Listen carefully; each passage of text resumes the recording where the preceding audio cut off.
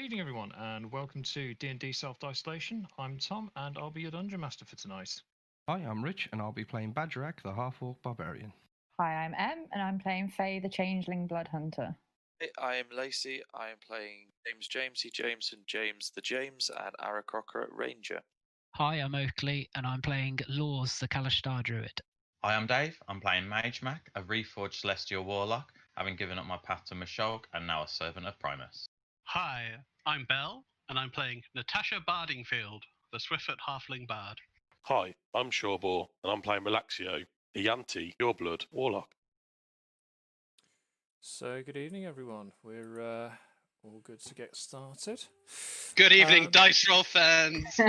He's back! Hey. So, we all had a good week? Yeah, Splendid. I guess so. Riveting, almost. Well, I'm still here. Still alive. Oh, that's right. Yeah, not so good, actually. Yeah. Most we can hope for in these strange and uncertain times, TM. Global circumstances. I had So, 9 tequilas last night, so I'm feeling fabulous. Excellent. Oh, you've been cutting down. I'm so proud of you. Little steps. So, we pick up more or less where we left off last time, with you folks in Vasily's elemental abode. So, quick recap of last session. You were informed by Aradel, the Tiefling Archivist of the Waterdeep Wizards College, that they could arrange for you to access the archives in pursuit of information regarding the Office of Cataclysm Intelligence and their connection to the Crimson Order. They did advise this would take a couple of days to set up, so in the meantime, you chose to attend the travelling attraction of Vasily Goldtooth's Copper Carnival, where you played a few games, won some prizes, and distressed an elderly halfling fortune teller.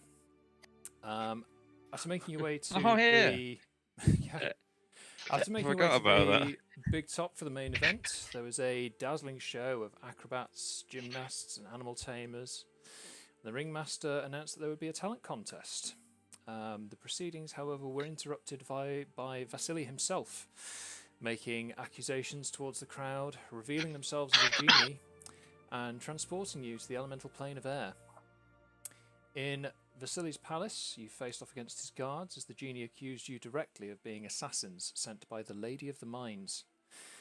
After making short work of the guards, Vasily relented and realised they had made a terrible mistake. By way of compensation, they offered you a wish, which you used to obtain your own dimensionally tethered magic homestead, specifically situated within a quarter mile of the person or persons responsible for experimenting on Fae.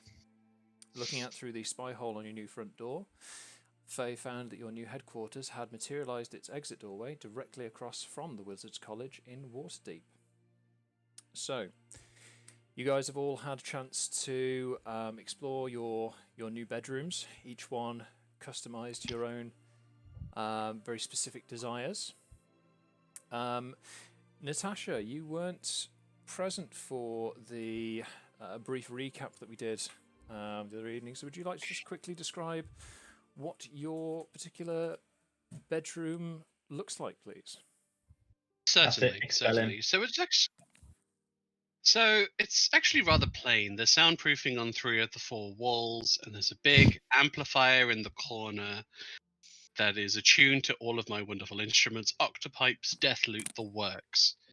The woodwork is nice about everywhere. Nothing too flashy, nothing too ostentatious, because I feel there's been this really big misnomer about my character being because the Duchess is a persona, and while she might want the fancier things in life and want to live this life of luxury, that doesn't necessarily ring true for Natasha, and I feel somewhat upset by the rest of the group in thinking they would think this.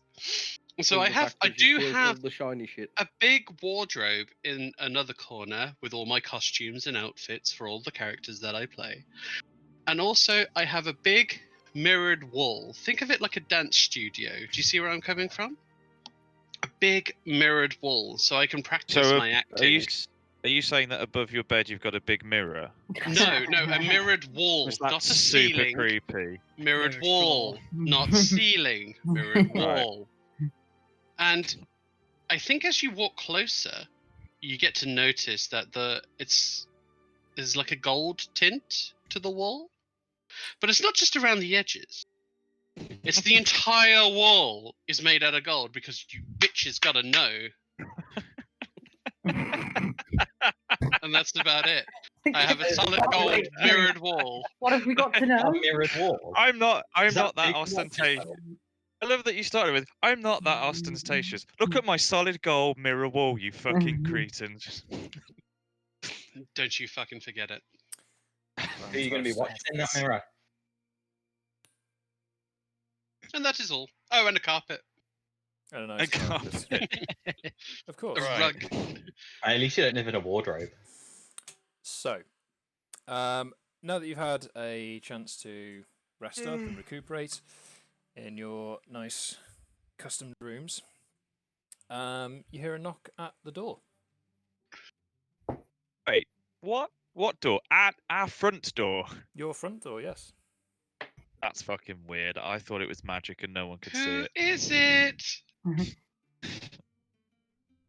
I don't think anyone would hear it. We'd need a doorbell. Yeah, we're choosing not to open it. We decide to play in our rooms longer. I will remind you that there is a spy hole on the door that you can look out through. I peer. Wait, am I tall enough to peer through the spy hole? Yeah, we give you a box. We put one at your height as well. Alright, cool. You're going to full on Venom all the way to it. There's somebody at the door. There's somebody at the door. Do we? To go back to the Twitch stream, do you have a nice rug in your room just to pull the room together? I said that. So I'm peering in the Sorry. Yeah, so I'm peering in the Apologies. spy hole, right? The spy hole for me, not the spy hole for these mugs who don't listen about rugs. So you can just see a crotch. Yes. Young guys. Am I getting Stare crotch out shots at left, John. right, and centre? Outside the front door, Ah, my you eye! can see the main thoroughfare of Waterdeep, and it's daytime and fairly busy. And standing directly in front, looking quite bemused at the door, is Aradel. She's wearing official robes, and her silver hair is tied back into a very businesslike bun. Someone open the door! Can you not open the door? Saradel! As you Can't reach the request door for handle. assistance to open the door, an air elemental materializes next to you, bows deeply, and Jeez! opens the doors. His Opens name's the door. Gives. Thanks, mate. Aradel looks inside on. and goes, I trust you all had an interesting night. Always. I was asleep through the I don't remember whole much. thing. No. May I come in? No. Sure. She I steps come in through. anyway. Steps through and says, well, I don't know if you're aware, but your appointment to view the archives is due in, and pulls out a small pocket watch, 10 minutes. Thanks for the warning. Well, at least you had a nap. You are aware that you've been missing for 3 days. No. Missing or, Wait, what? in Of your course. opinion? I What was sort of a happy where I am. clown? How did you know we were here? Well, it was the strangest thing. I was enjoying the festivities at the carnival a few nights ago, when suddenly I sensed a huge surge of planar magic. No one else at the carnival seems to have been aware of it. The show continued on. The talent show was very interesting. And when we left, everyone seemed completely unaffected. I then spent the next day or so scrying, trying to find your whereabouts because it was the darndest thing. Immediately after that surge occurred, you vanished from the crowd. Kind of hard to see me in a crowd, really. That is And after a done. few days of doing my best to try and locate you, I suddenly detected a similar surge directly across from the college.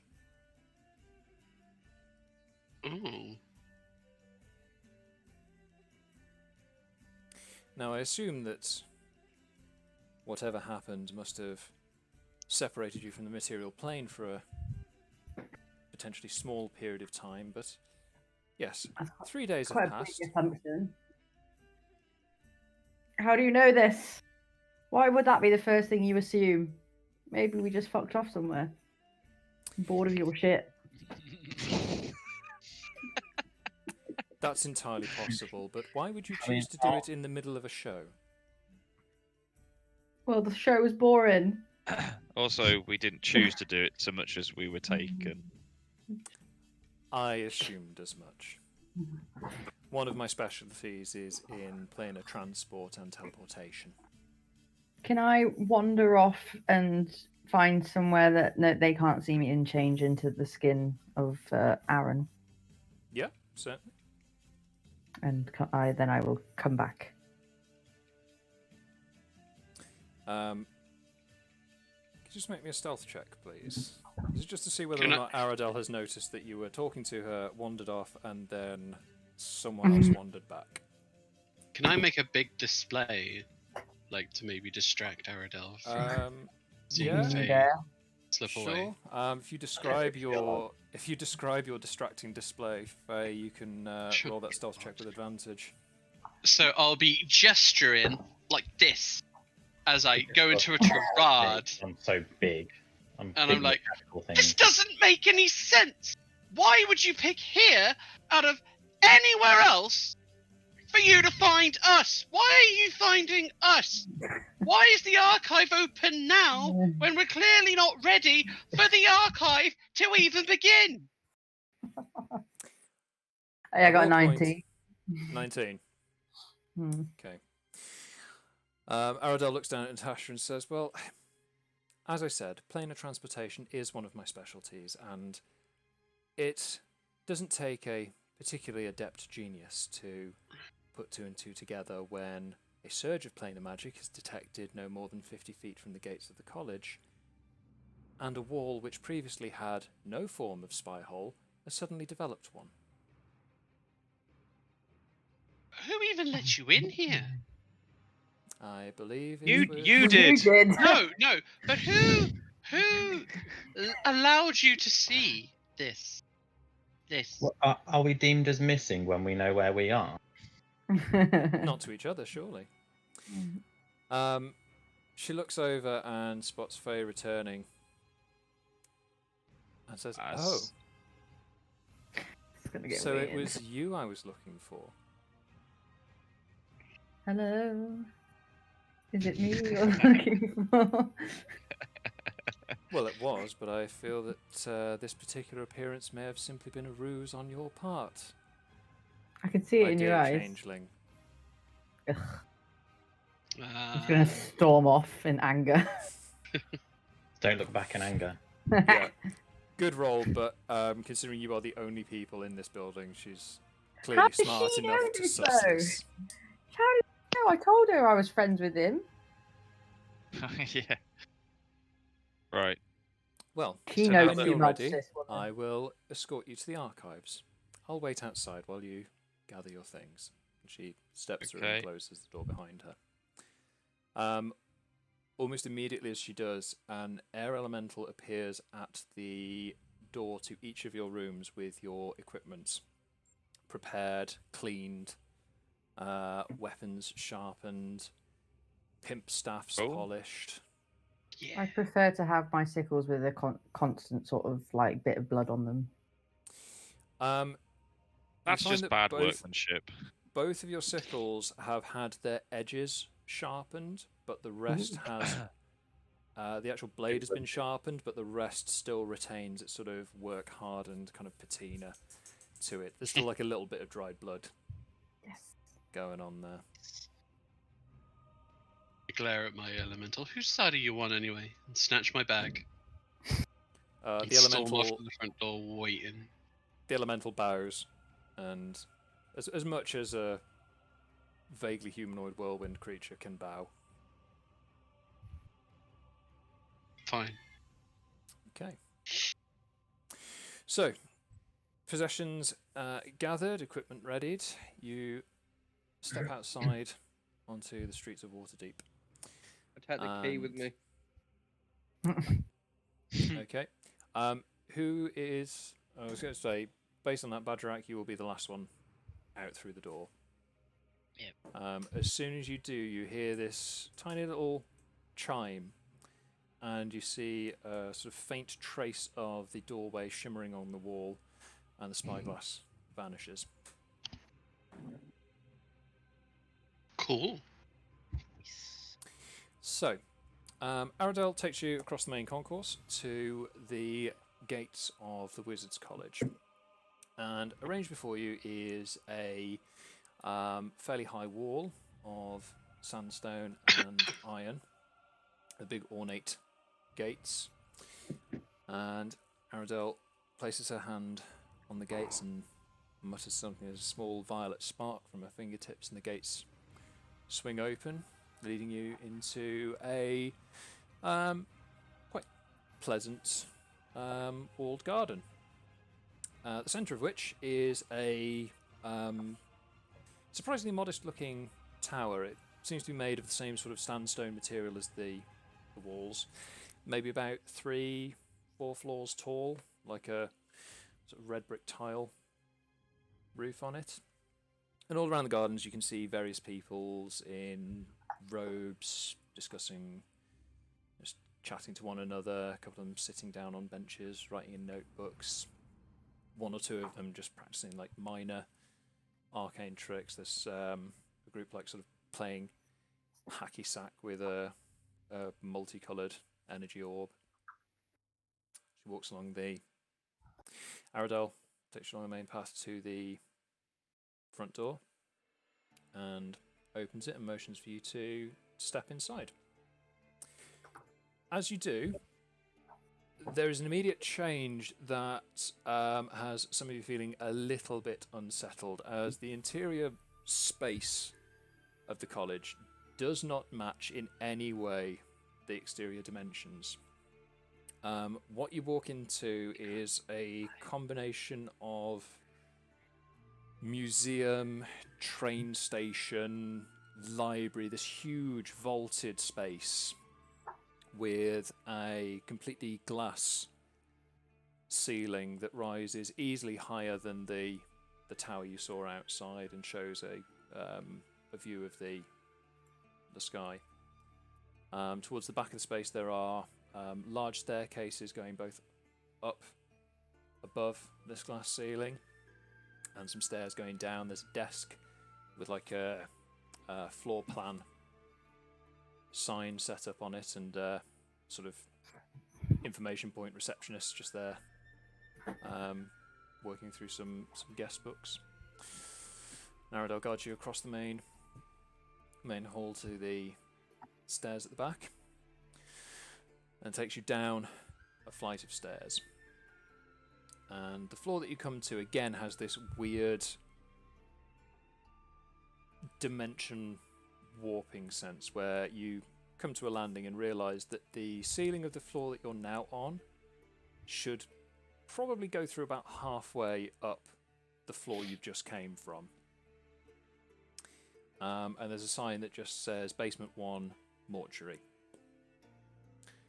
And this floor's got a far more somber feel than the main floor. There's a lot more sort of black and red drapes, violet and white lilies in urns decorating the place, and accents picked out in glossy black stone. Aradel continues to take you down another flight of stairs and into another space-defying hall. And again, you look up and you see the same sort of glass ceiling with an image of the sky outside above it.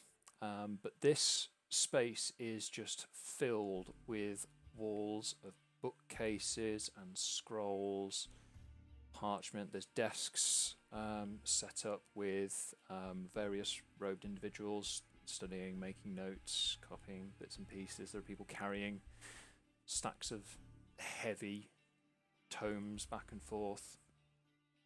And the sign here reads Grand Archives.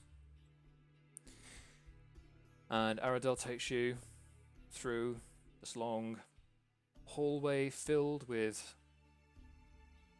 teeming with knowledge to a smaller chamber at the back. It's still a reasonably large space, but this room has the same series of like bookcases along the wall. There's a large oak table in the centre, set up with 6 chairs and a crystal orb in the centre. The most immediate thing you notice is that all of the bookshelves are completely empty. There is a ladder up to like a mezzanine level with more bookshelves, and again, completely empty. Aradel waits for you to all file in and says, "This is our visitors' library suite. Obviously, we can't trust immediate outsiders with all of the arcane knowledge we have in the archives, but all you need to do is simply announce what topic you're searching for into the crystal globe on the table. Our internal network of archive assistants will then search through the main archives and fill the shelves here with relevant volume results and documents. Internal net search results, if you will. Take all the time you need.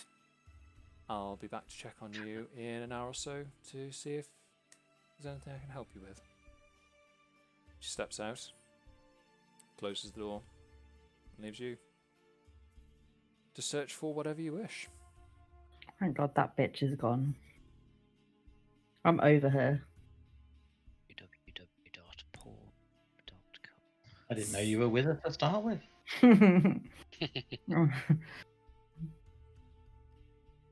So, what are you up to? Tapping on the globe thing. What's this? There's a faint sort of boom noise from the globe. There's a little sort of swirling. How swirling blue fixed is the globe? light. Do you want to try and move it? I just want to see, is it movable? Yeah, I want to just test it a little. I'm waiting for I steal it. Just make me a straight. Just make me a strength check. Oh, good. Okay.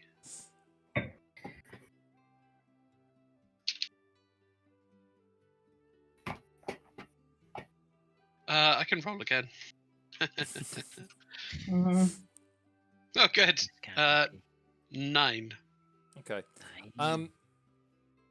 Yeah, this seems to be pretty securely fixed to the table. It doesn't move or shift. Even though it's on a sort of fairly chunky, like iron stand, the whole assembly seems to be firmly secured to the table. How movable is the table? No, I joke. Okay. Seriously. Is there anywhere like appropriate for me to like start reading stuff about like magical instruments of the ages, or? So at the moment, all of the bookshelves are completely empty. What Aradel has said is you just ask the orb on the table what you're looking for. Okay. Wondrous instruments through the ages. The little blue light inside the orb starts spinning up and goes, "Vroom." Wondrous instruments through the ages. And you just hear this. And you look on the nearest bookshelf to you and you can see that there are these tomes just appearing on the shelf. I made this little popping noise. And eventually it stops, and the little blue orb, little blue light in the orb cycles down and goes, "Wondrous instruments through the ages. 5 volumes found, with 12 additional supplementary reference volumes." Oh. Okay. I pick one up and start reading. Cool. Let's go through the group. Bagerac, what are you up to? You yell at the orb, ale! Again, the blue light spins up. I'm gonna watch this. And you hear the popping sound. And eventually it stops and goes, "Ale. 125 separate volumes on fermentation of alcohol. Also this," and a mug of ale appears on the table. Yes! As requested by chat. Elf porn. The blue light spins. Who could have requested that? I wonder. The blue light spins and settles facing at Lours. And just says, "Safe search enabled. Request denied." Well, there goes. Well, I tried. There goes Relaxio. Jameson's dragon calendar out the window again. Then. Damn. Oh no, dragons may be allowed. Dragon porn. You can Blue fuck light- off. The blue light spins up and you get the exact same rebuttal. I was waiting for one calendar. Dragons, sexy. Blue light spins and goes, "One result found." Please tell me print out the calendar. These books are boring. Can I get a Draconic for Dummies, please? I think you're about to get it. Draconic Got for the Dummies. Very specific bit of One draconic. volume found and a leather-bound tome in like yellow cover just appears with Draconic for Dummies written across the front. Nice. I know Draconic. Good for you. So yeah, Faye, what are you up to? I would like something on the most gruesome deaths. With pictures. Preferably. Pop out. A graphic novel. Is this an instructional manual? In every sense of the word. I am looking for inspiration. Oh, good lord. The blue light spins up and says, "Certain results are restricted due to graphic content. Please see What are we, permission- like 5? Please Can we refer to remove the permission thing from the Abjuration and Arcane Defences Departments. Otherwise, 9 volumes found." And this just appears to be quite a few ancient scrolls on some very sort of pre-written and bound word practices on sacrifice, torture. Essentially, they're research notes taken from old ruins and historical data. Go through the group again. James, what are you up to?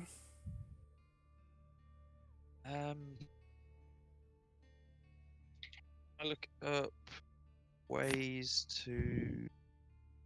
God. Ways to get a dragon boyfriend. And Oh, I don't need to look at ways for that. How to date your dragon. Hey! Yes. I look at ways to better my rapier weapons to make them stronger or sharper or something. Or maybe to silver them or something like that.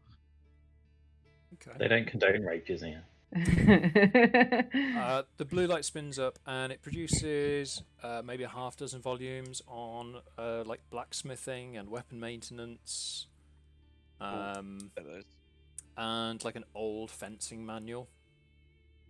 Sweet. Magemak? Wait, is that book Fencing for Beginners, but like how to build a fence? Magemak, what are you up to? I just sort of sit down and Atticus sort of jumps on my shoulder. I'll look through books related to Primus, the god being, to get a better understanding of him, and if there's a chance for any sort of like weapon enhancements or enchantments, things like that. Okay. Inspired. It brings up a single tome on extraplanar entities, which after some time looking through the book you find maybe a page dedicated to Mechanus, the elemental plane of the Modrons, and some scant references to Primus being a sort of revered as a god by the Modron race. Even for the Wizards College, very little is known about the Modrons themselves, and you feel like quite a lot of the information in here is stuff that you already know, having been there yourself, and could maybe add some notes to the column edges.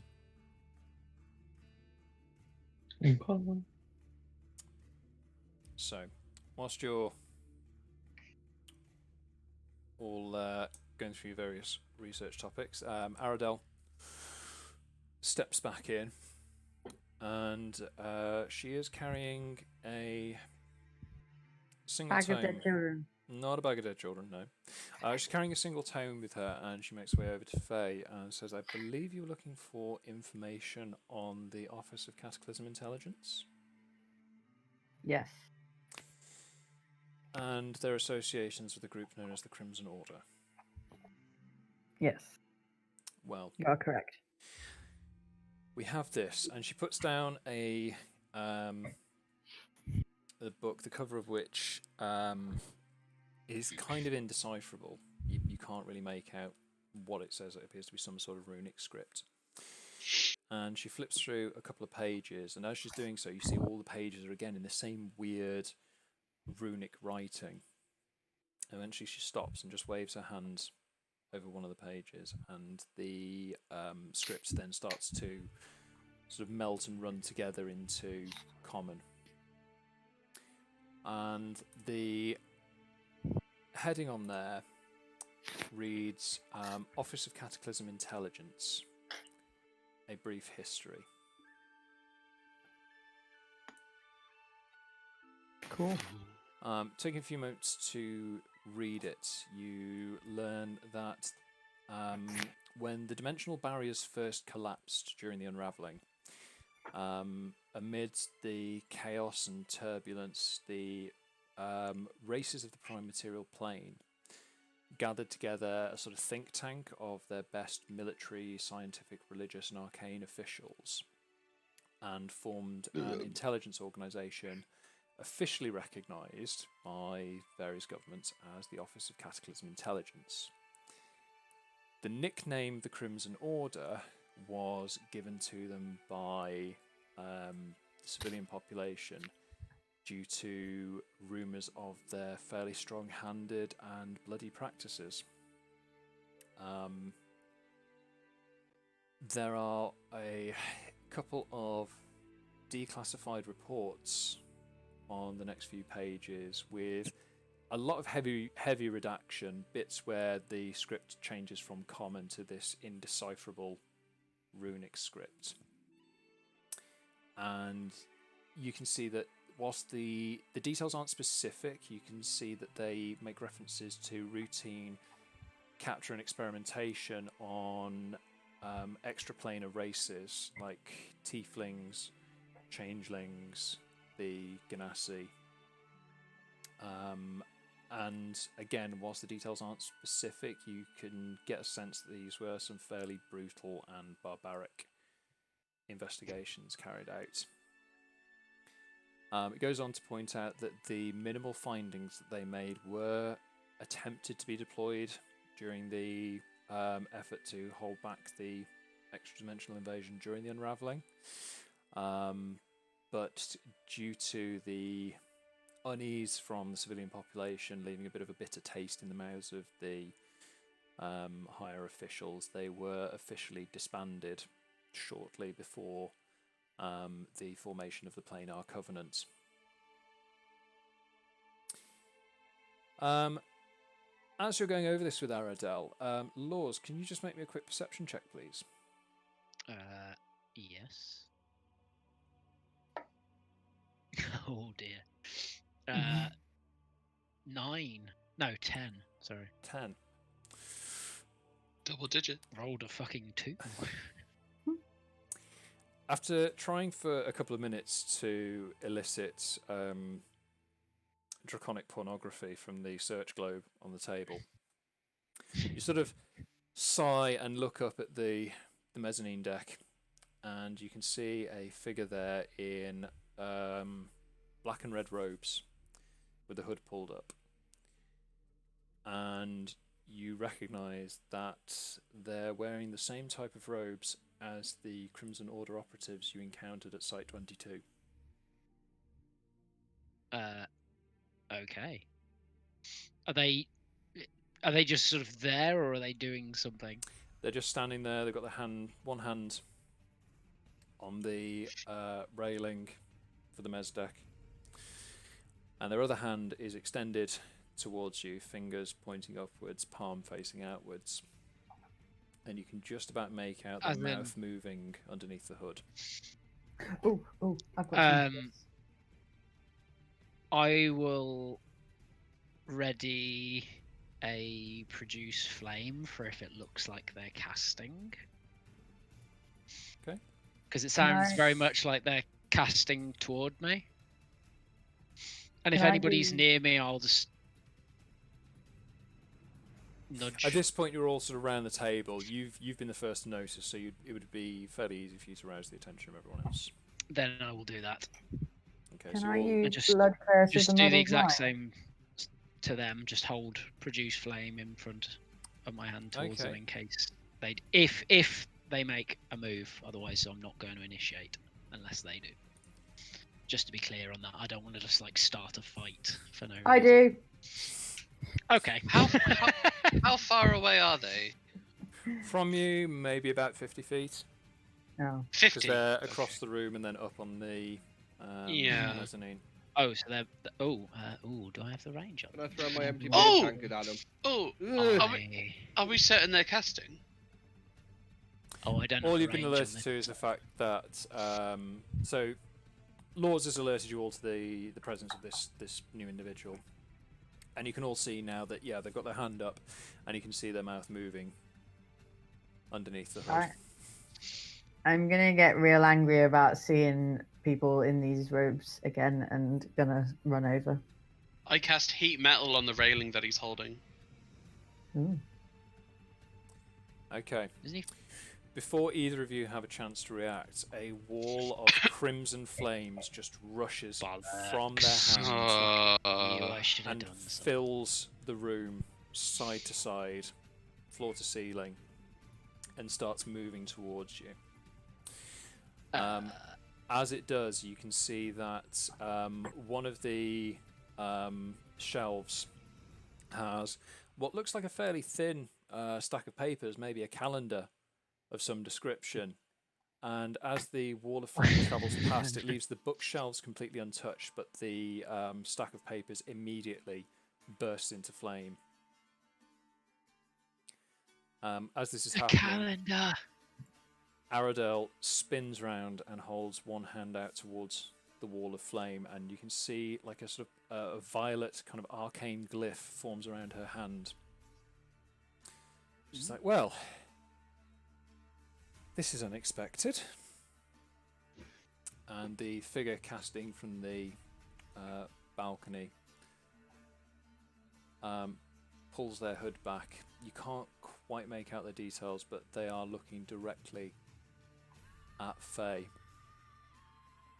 And they say, Subject 312200. You cannot be allowed to interfere any longer. And makes a movement, and as they sort of stretch their hand further forward, you can see the wall of flame burst into a much more intense heat. and causes Aradel to sort of flinch back, and you can see just where she's standing, her feet are just being pushed back as she's trying to resist this wall of flame that's travelling towards you. Can we hear that, or would? You would have heard that, yes. Yeah. Okay. I will run forward towards where Faye is. Then, if I can get my full movement to where she is. You can. Yeah, you're still all around the table at this point, so you're within a couple of feet of one Right. another. Well, if Faye's run forward, I'll run forward with her. Then, hearing that. Okay. For sure. As you do, Aradel sort of waves her hand, and all of the remaining books and scrolls and bits and pieces you've been looking at suddenly vanish. She's like, Of course, save the scrolls. okay. Hold on tight. And she makes another gesture with her right hand. Natasha. Yes. Whilst you're viewing this, your vision, all of a sudden, you feel this kind of like tug in your gut. Oh no. And your vision just goes completely black. I cannot see! Well, this goes unheard because those of you next to Natasha don't see anything other than a violet puff of smoke as Natasha has vanished. She's gone? One by one, Oh, thank God. the rest of you experience the exact same, this sort of sudden tug in your gut. In the case of Magemak, you feel a kind of sensory scrambling, almost like someone's put a magnet too close to your head. But again, you will experience the same sudden sensation and then blackness. Faye, you're the last one to go, and just before you are transported, you see the wall of flames consume Aradel. Her clothes, her body, everything is just burnt up. Oh, garbage. And then everything goes black.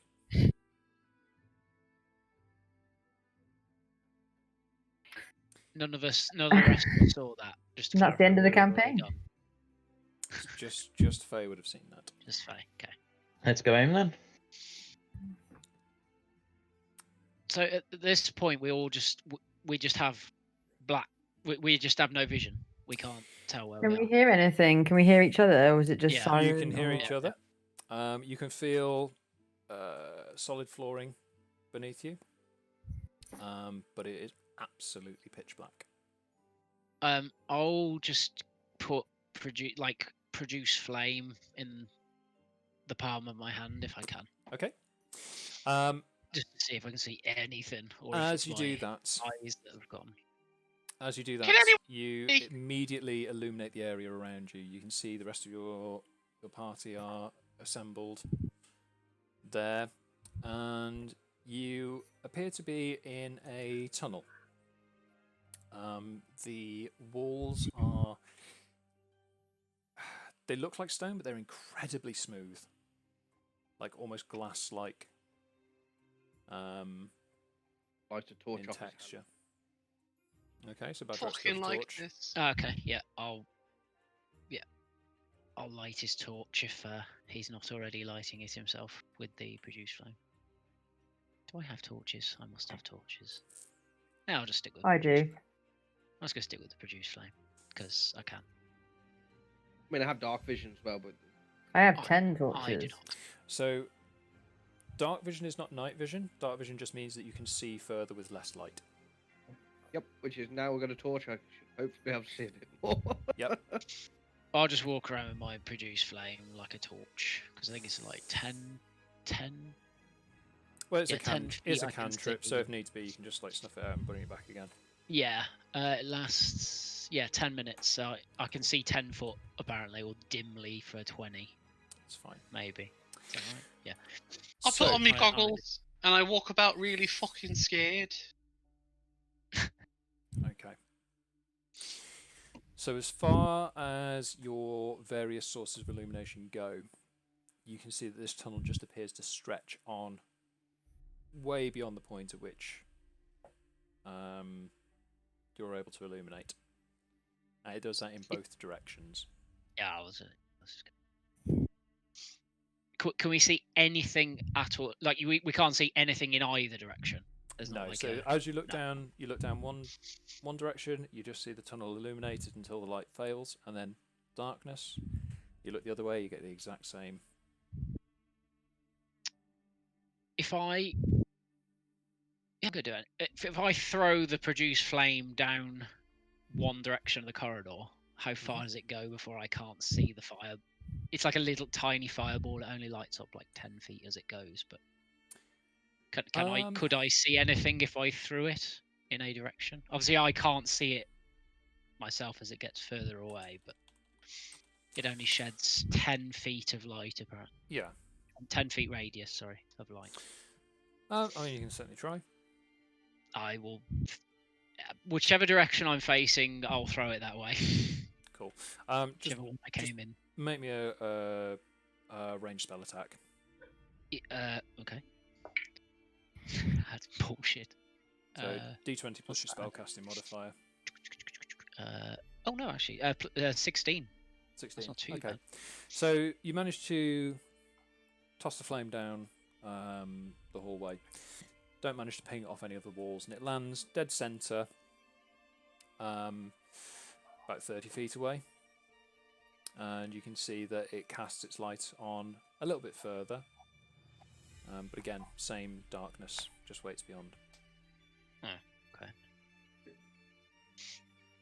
Don't suppose anyone else has any better ideas. That's about all I have. And I just flick another produce flame up on my hand. I need to get back to those bastards. They must pay. How the hell did we get here? I think Aradel sacrificed herself because she just wanted an ego boost. She's dead? I assume so. She looked a little bit toasty. So how the do we get back? Did that? Is there any? I don't know. Is this like floored dirt, or is it stone, or is it? Make me an investigation check. Is there? You said the walls are like smooth. Yep. Are there any kind of markings, or is it just completely smooth? There's just Like nothing. a baby's bottom. Top quality 5 for me. Okay. Yeah, you are certain that this is definitely some type of stone. You are. You are 100% sure this is rock. Where's I was Holy just going Spat? it wasn't just a dirt I know, right? floor. It was. I It can is tell you that actually like a rock in a made floor. Cool. Lours, did you say you were looking around for something?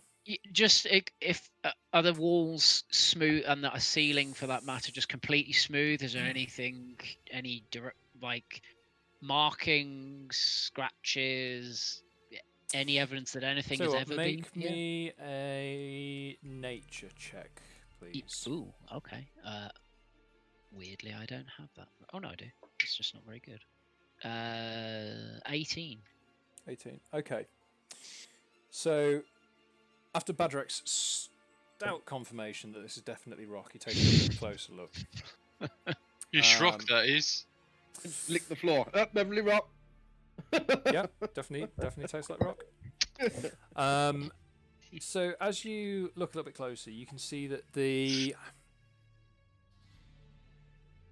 that you're fairly familiar with the outdoors, being a druid, the rock doesn't appear to have been worked using any kind of tools. The only time you've seen anything like this before is where a rock's been exposed to incredible heat. Oh. It's almost like a sort of obsidian. That's how I was finish hoping to you were it. gonna say. As you're taking a closer look, you also notice that there are some little markings on the wall. Oh, okay. The scratches of people as they die. There is Baby dragons. scratched into the wall Get is out! a symbol of an eye and an arrow pointing in one direction along the tunnel. Do I recognise the eye symbol? The design of it is very similar to that which you've seen associated with the Office of Cataclysm Intelligence. Oh, Okay. I will. If Faye is nearby, I'll just put a hand on her shoulder and point this out to her if she's not already seen it. Cool. Let's follow the I don't arrow. say anything. Just waiting to gauge her response. That way. We go that way. Which way are you pointing? It's real fucking dumb. At this point, I'd say enough of the party the are fuck's carrying negative? various light sources that you would be able to see which way Faye is indicating. Oh, that way. Why didn't you say? Let's fucking go. So, I will smack you. I say we set her on fire and I'll throw her as far as we can. Who, Natasha? I'm game. I suggest that you don't. I will follow Faye's idea and follow the eye I'm direction. following the group. fantastic. Can everyone make a wisdom saving throw for me, please? Oh, Fucking Oh, fantastic. you bastard. God, Wisdom. a 0 Why did it have wisdom. Uh, Yeah. 16. 16, okay. 13. 13, Let's yep. go. 20 for me, please. 20, okay. I am so smart. 9. Oh, I am so smart. Oh, Yes, yes. Marty. I have to say. 14. Okay. And James. I think he's dead. He got a 22. Because he's dead smart.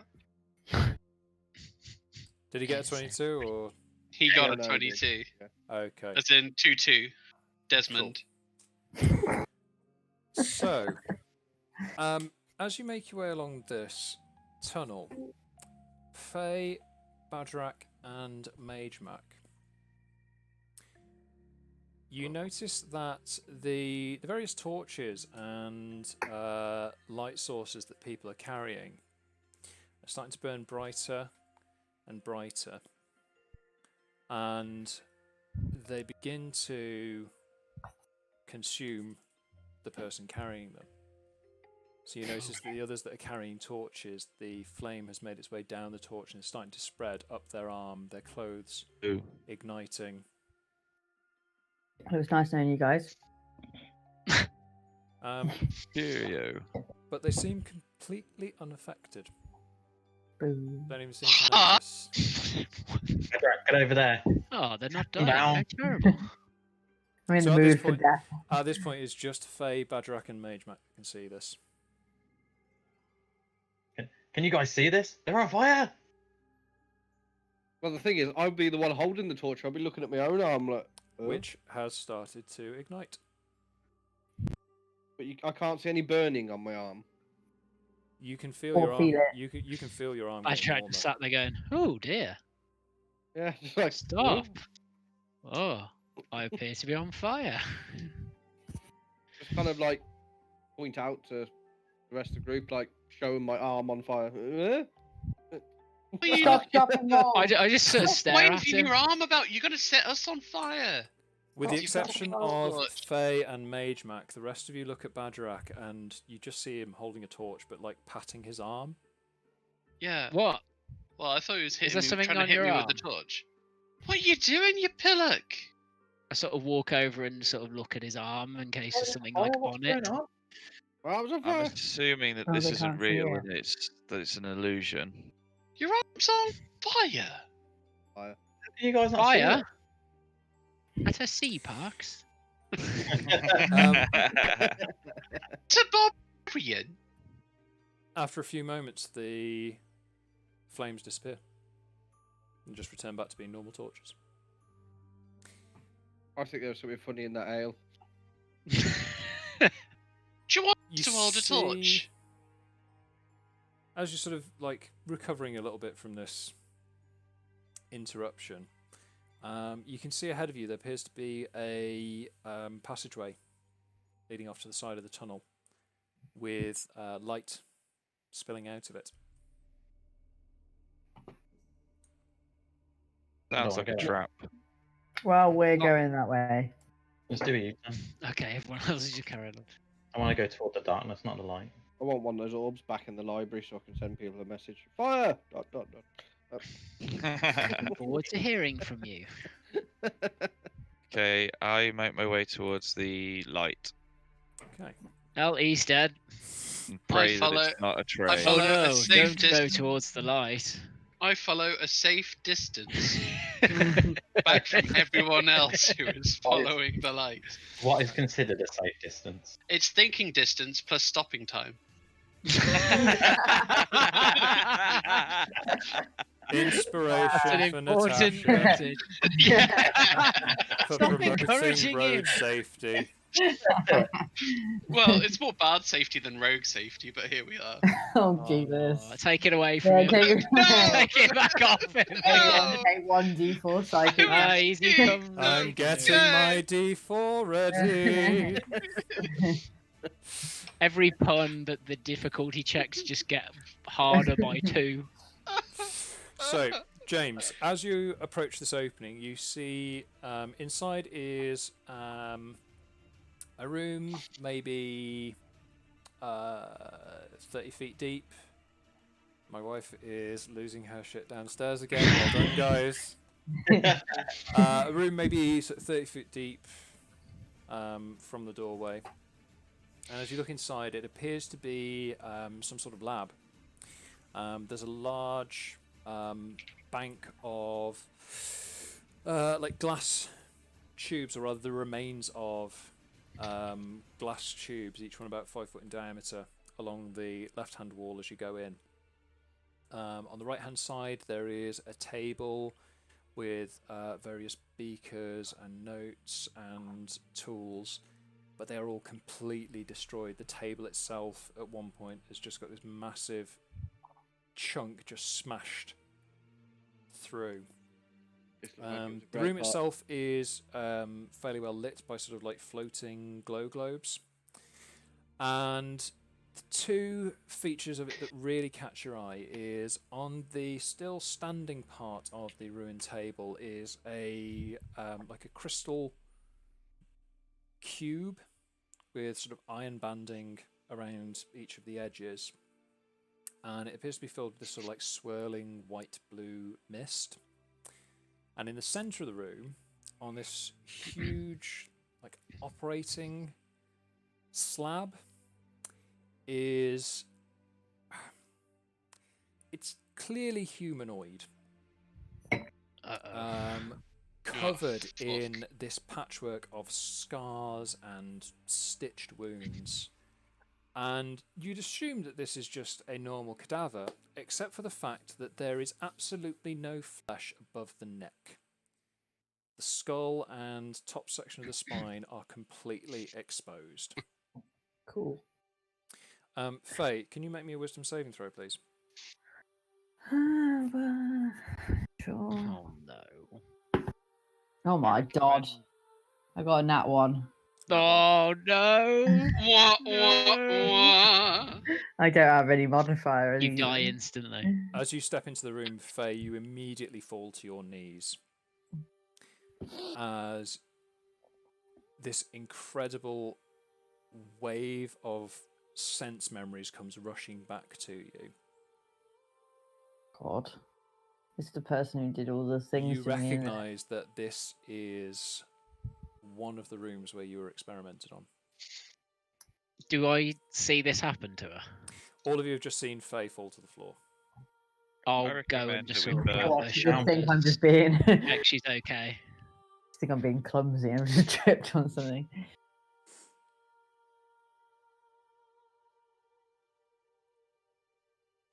So, what are the rest of you up to? I'll just run over and grab her shoulders and check she's okay.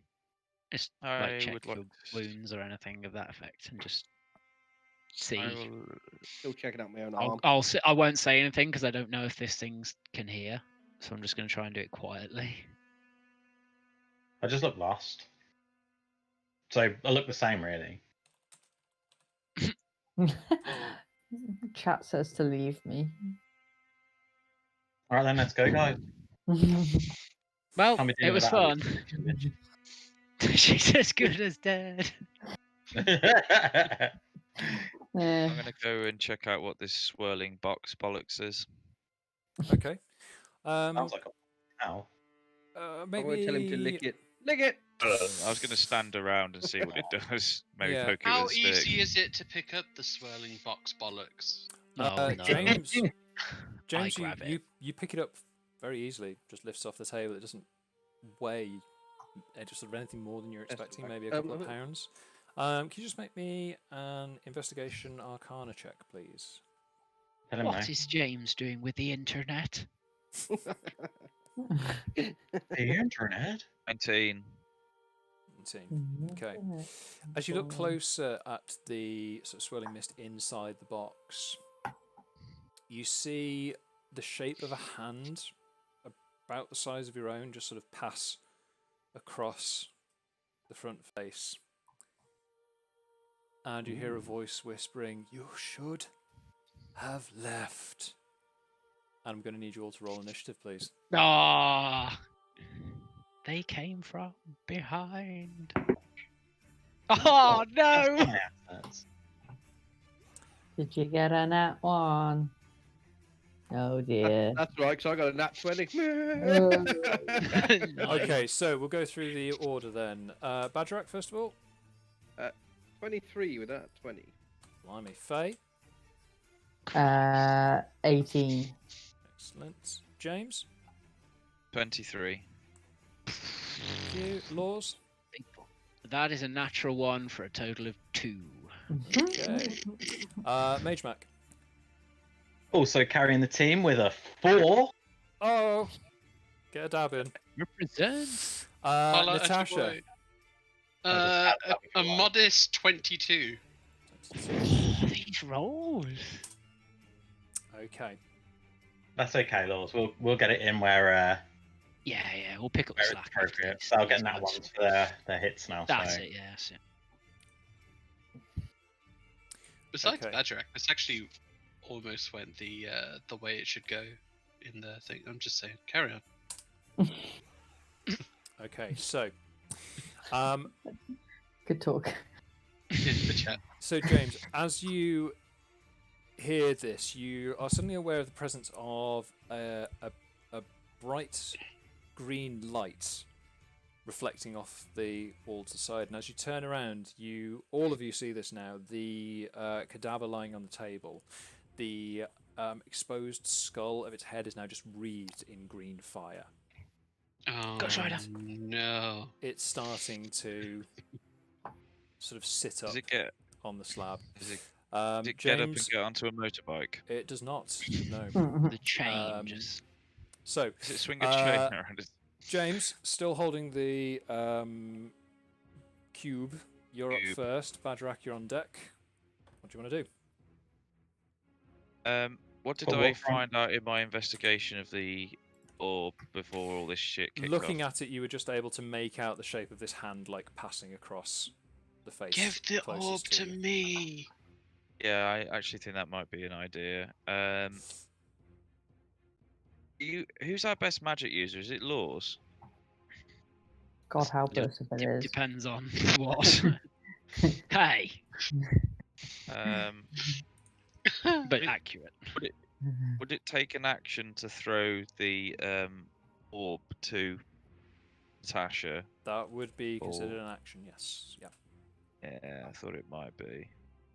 I will. Yeah, I'll chuck. Actually, yeah, you roll like Smash a it. bitch. I'm gonna throw the orb to Natasha. Okay, so if you can just make And I will- first of all just make a straight dex check Both of us. on that, please. 19. Okay, yep. And then Natasha, if you can make a sleight of hand check in response, please. Cool. Any point in even asking Natasha? Oh, bollocks. 8. 8. Okay, yep, that's fine. You sort of almost fumble the catch, but you catch this cube. Like fingertips it. Yeah. Yeah, you kind of wish that that James had maybe called out that they were doing that before throwing it, but you've caused it Maybe now. thrown to a halfling instead of a full-grown being. Yeah. Okay. Yeah, okay. James, anything else on your turn?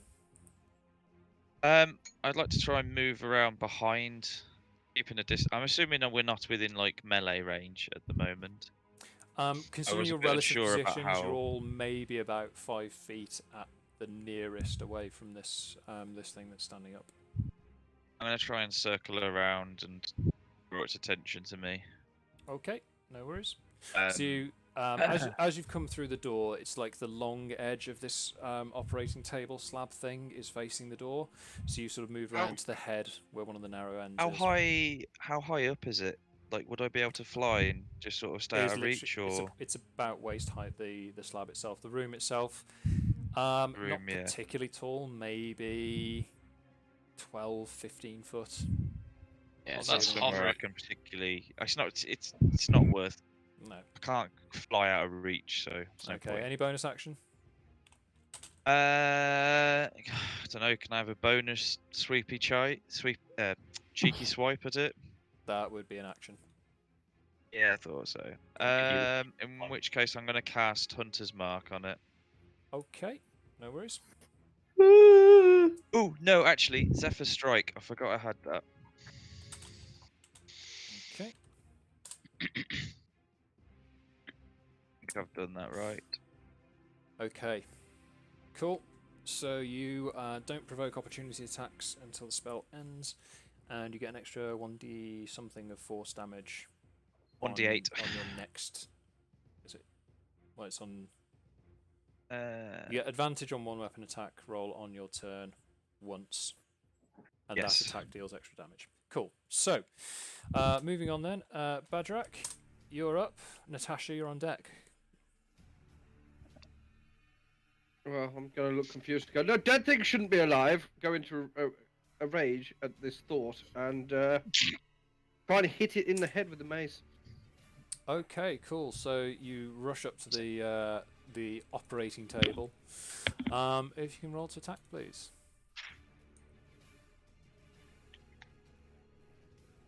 Sorry to interrupt, Tom. I keep trying to cast Zephyr Strike, but it's not letting me do it on Avray, so I have one less. I was going to say, just mark off me. your spell slots and D&D Beyond. Yeah. That's 18 to hit. 18 hits. Roll some damage. That would be 10. 10. What are you attacking with, sorry? Silvered mace. Excellent. So it's piercing damage. Cool. So yeah, so it swings in and just boom, chunk of flesh starts to come loose from this thing.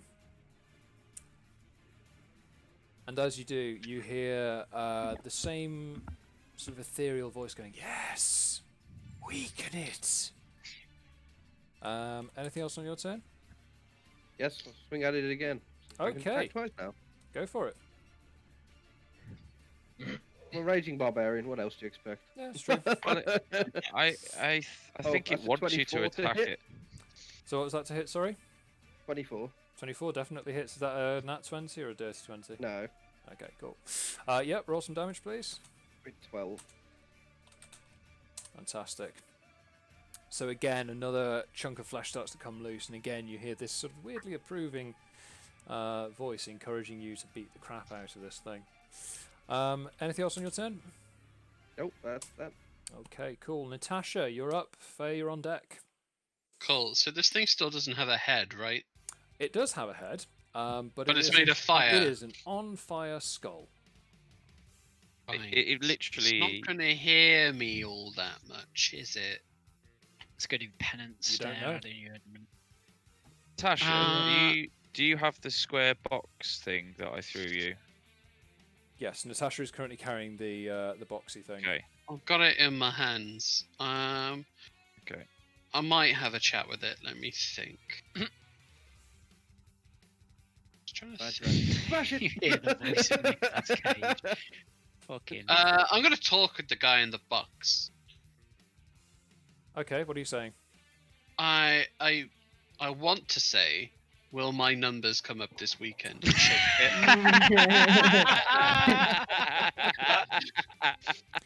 But Again instead, later. but instead, I'll be like, "Why do you want us to kill it?" I kind of want to persuade it to tell us. I'm not even going to make you roll for this. It says, "Don't kill it. Weaken it and release me." Oh, is there a soul or something in? I don't know. Oh, are you a baddie? That would be about as much as you can ask in your turn. Fuck. Okay, as a bonus action, I give Bardic Inspiration to Faye. Cool. Cool. So Faye, What does that do? you get an extra it means 1d4 on ability checks. 1d8. 1d8 now. Sorry. Wow. Yeah. Damn, son. So take your you favorite can d4 and stick it to another one. Yeah. So the creature, it says creature can add it to one ability check, attack roll, or saving throw. So you can add it after seeing the roll, but before knowing the outcome. Okay. Okay. Cool. Am You're I welcome. able to get up? So, yeah. was that the end of your turn, Natasha? Yeah. Fantastic. Okay, so Faye, you're up. You are back up on your feet. Yes. Okay. Cool. So what are you doing? I'd like to do a quadruple sickle combo. Okay, no worries. Just to name? clarify, Faye's up. Magemak is on deck, and you're doing the double sickle tickle. The double sickle tickle, Oh, yeah. the double sickle tickle tickle. Yeah. Cool. Two in Go both. for it. So roll to hit, please. I will use inspiration. Already. Yes, Already. I got a 5. Get Make them that out an of 8. What was the Sano thing? Is that an 8 total? Yes. The first attack misses. What a surprise. Oh wait, hang on. No, I didn't add my modifier, so that would have been 16. Bloody hell. That hits. Yeah. Yeah. Bardic Inspiration. Cool. So first attack hits. Roll some damage, please. That is 9. 9. Okay. That's just fair button. So as you bring your sickle through, you manage to carve again, as you've seen Bagerac do. You carve out a line of this rending red line of flesh off the side of it. But as you do, you can see that the wound is starting to stitch itself back together, immediately following the trace of your weapon. Okay. So I've go just ahead and roll your second attack. I've taken 4 points of damage, by the way, to evoke Crimson Rite, so I can do Cool. an extra d6 damage. Yep. Does anybody know what kind of damage is good for the undead? Like, is there a certain type? Because I can choose what type of damage it is. Can you do radiant? Light. Can you do radiant damage? Well, I don't know. It just says a damage of my chosen type. I don't have anything. Oh, it must be. It must still be what the weapon can do. So it must be just blood. It must be whatever this Is this is. your sorry? Is this your Crimson Rite thing? Yeah. So I think it does actually list it, but because of the way that Blood Hunters show up on D&D Beyond, it's a little bit bonky. I believe you can add an elemental type of damage. So, once it loads, where are we? Crimson Rite. Okay, so that's actually it's baked into your choice. So your right damage is lightning damage. Ah, yes. Okay, so yes, I will do 5 points of lightning damage also. Okay. As the electrical energy discharges from the sickle, you see it immediately stitches the wound back together. Okay. Second hit. Nat 20, bitches. Crit, 28. Crit. Cool.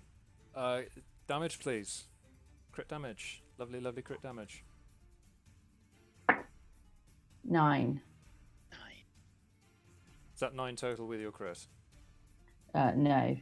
Do I double it? So you double your dice roll. Double the dice roll, so a 13. Cool. Again, you get a much more accurate hit this time, and you carve it through. The wound is a lot wider, a lot more exposed, but again, you can see it starting to just stitch itself back together. I'm gonna keep going. Cool. So Number 3.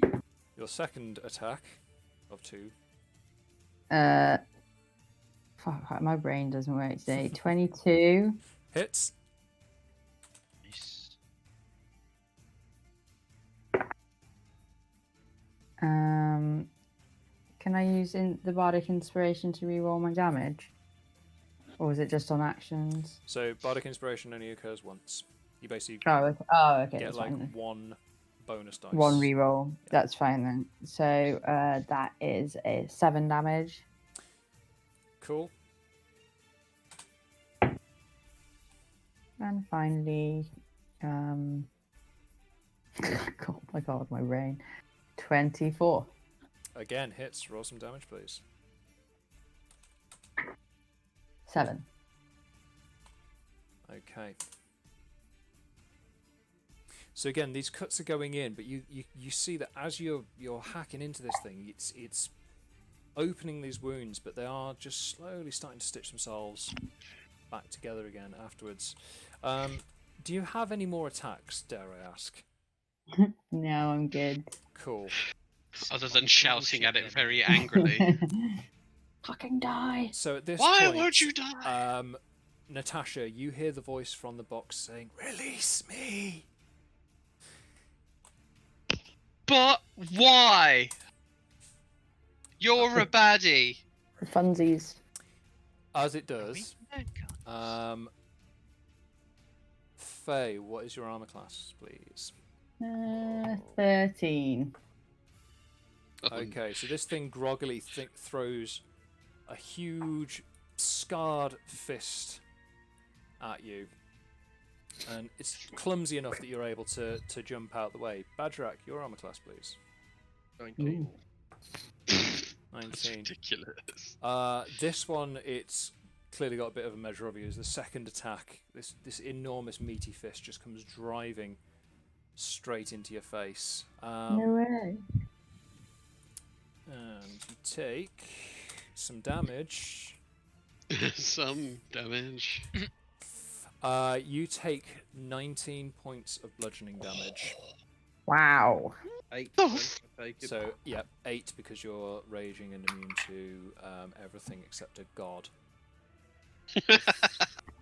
One small deity. Yeah. I'll probably still bitch slap him around a bit as well.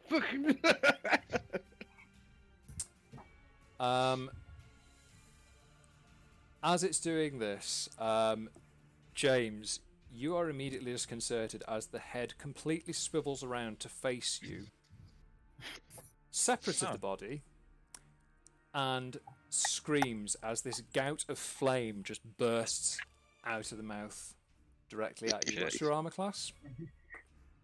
17. Penance. Okay.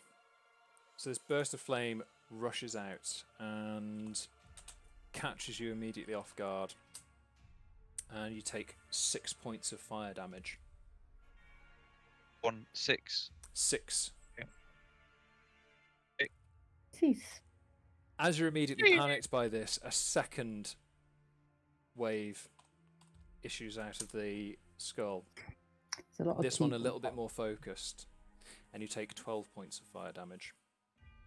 Damn, son.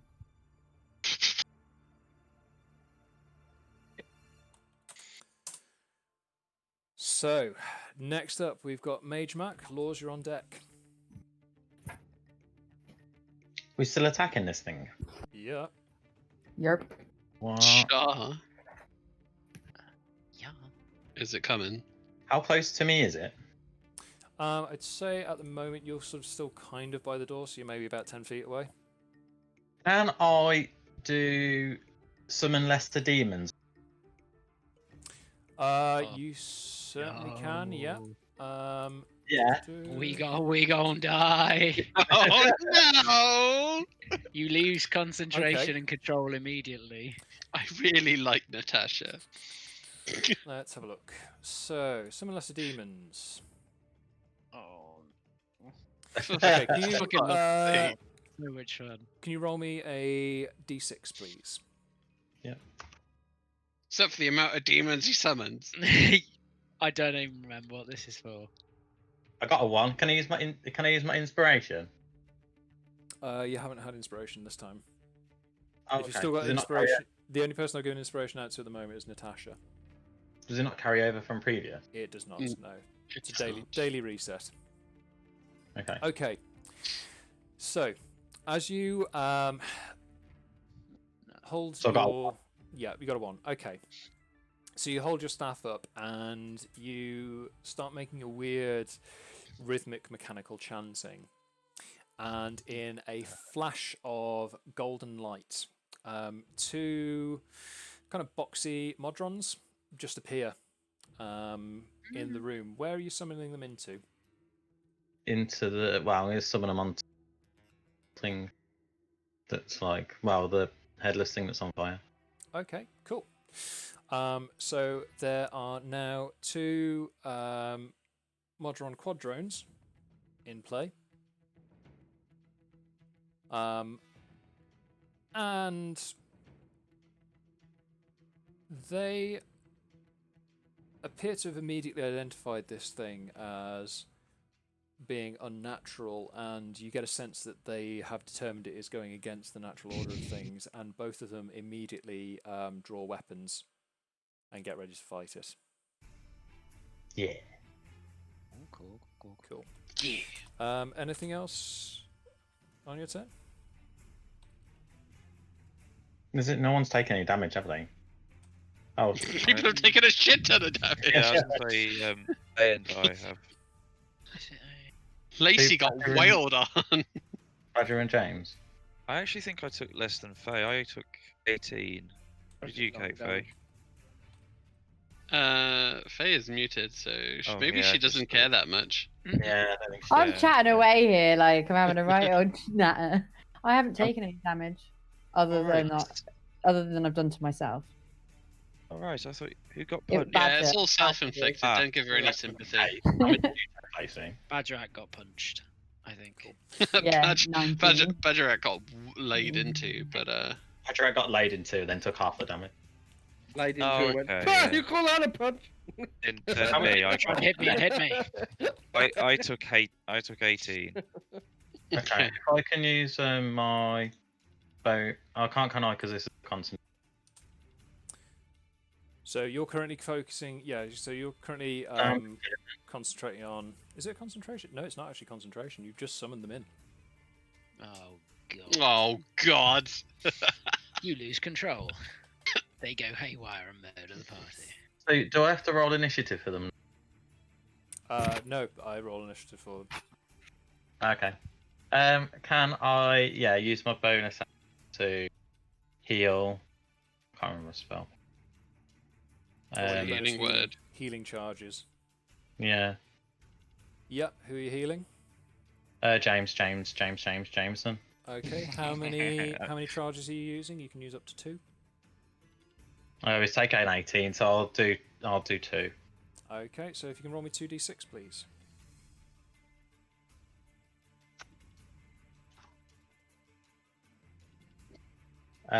Ooh. 5 and a 5, so 10 in total. Cool. So James, you recover 10 hit points. Does that mean he gets to roll Very again? much. Is it like Monopoly? Nope. Worth a try. Magemak, that the end of your turn? Yeah. Cool. So, Lours, you're up.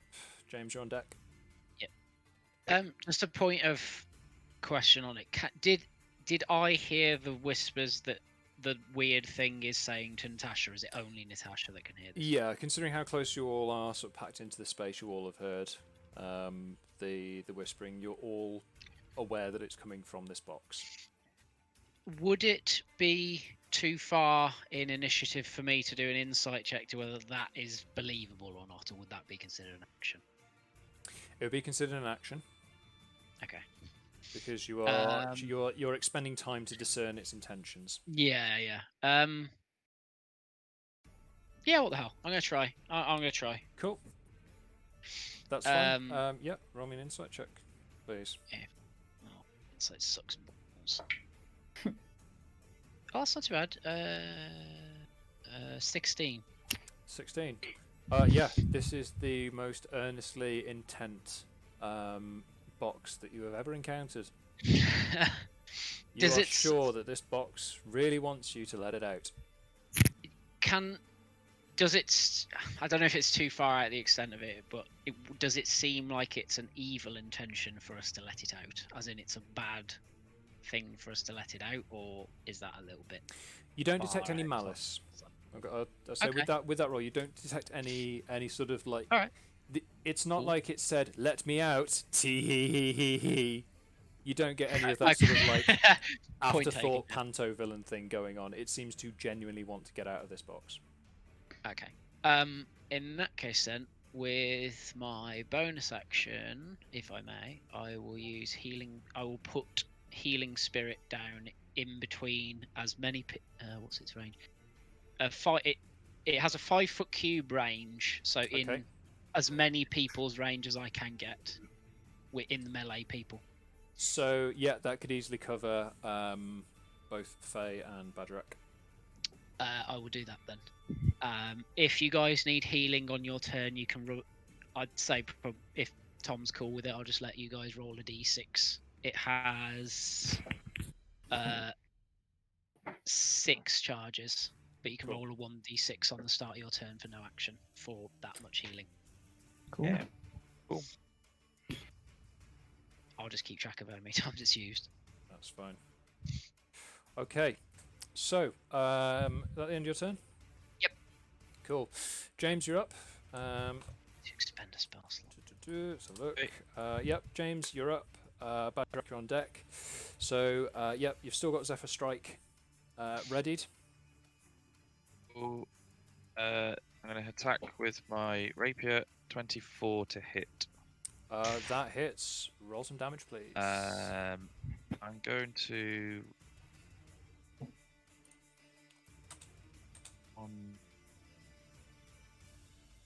I'm going to go for my colossal. Oh, fuck off! I'm going to. So what's your base damage with the rapier? Base damage with the rapier is 8, and I rolled for my colossal strike, which got me 1, so that's 9, and my Zephyr strike, which got me 3, so 12 in total on that one attack. 12. I have Is that all slashing damage? No, 8 of it is slashing damage. I'm not sure what colossal strike is. It also says piercing damage on your sheet. Oh yeah, sorry, piercing damage. You're right. Creature takes an additional 1d8 of damage if it's below its HP maximum. I would presume that is just extra piercing damage. Yeah, that's basically so that's 9 exploiting a piercing weakness damage. on there. So, yeah. So as the rapier goes through, you see it carve a line through, and it opens it. But again, you can see it start to heal, and then the surge of force energy from the Zephyr Strike surges through and blows the wound back open again. Right, so it has to be magical damage. Okay. I will attack again. Oh, sorry, this is my second attack. Yep. 20. That hits. Roll for damage, please. That's 8. Excellent. And I'll just use my bonus action to attack as well. Oh dear, 9. Lacey's rapiers don't splash; he just stabs like Roberto.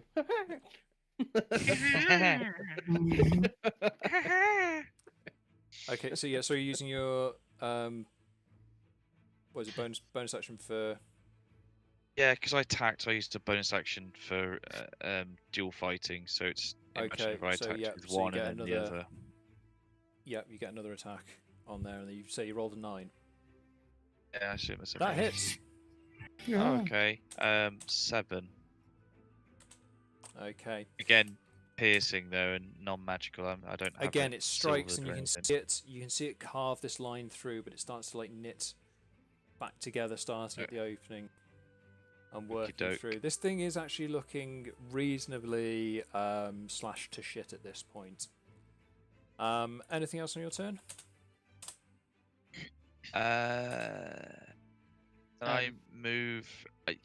Zephyr Strike allows me to move without prompting opportunities of attack, so I'd like to move within the healing zone that. Yeah, I was Lours just going to drop say down. that. If you move within its range, you can heal from it. If you. Would I be able to heal from it this turn, or do I have to wait till my next one? It just says anytime, whenever you or a creature you can see moves into the spirit space for the first time on a turn or starts its turn there, you can use the heal. It doesn't say specifically at what point That's in the turn, so I fine, guess yeah. it's So yeah, you can certainly move into the range of the healing spell. So you've still got Zephyr Strike active for the bonus movement and not provoking opportunity attacks, but the bonus damage has been used up. Yeah, that's cool. And then, I'm rolling terribly. And then can I use one of your charges? Is that all right before I just do it? There's 6, so I'll just keep a note of. I heal for 2. Excellent. What a wonderful use. Cool. Yeah, So you recover. I'm so glad I used up one of his charges. 2 hit points. Let's be honest. It's a good job Magemak was there to really do the brunt of that. Yeah. Cool. That was good. So, Bagerac, you're up. Natasha, you're still on deck.